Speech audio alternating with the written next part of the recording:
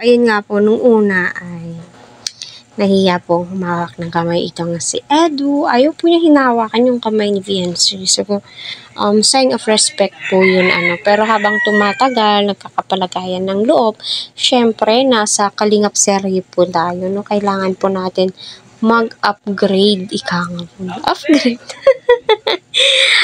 So napaka-saya siguro, kapag mag-jojowa challenge po, andyan naman po yung Jomcar, double date, ika nga po nila, alam naman po nating lahat na napaka-supportive po ni Kalingap Rab, especially yung mga kasamahan po niya, yung misis po niya, yung tipong hindi ka ma-out of place kapag sila yung kasama mo, kabanding mo.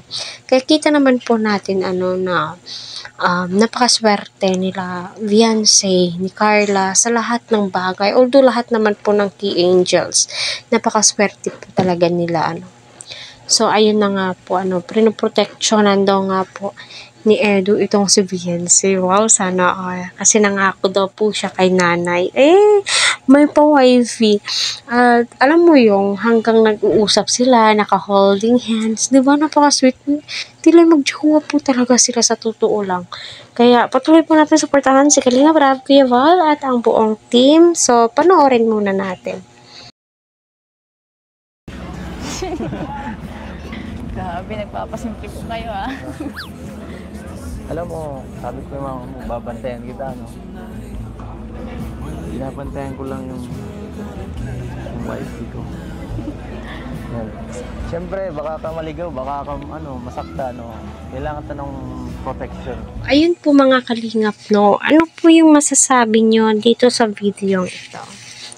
Napapansin ko ay parang magkaedad lamang po si Edu at saka si Viancy. Yung tipong hindi mo mapapansin ang edad ni Viancy na bata pa, nasa 16 years old.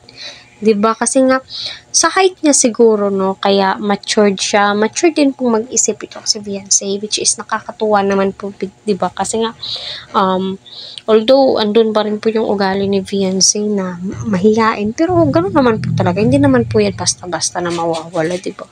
Pero at least nag-i-improve itong si Viancy,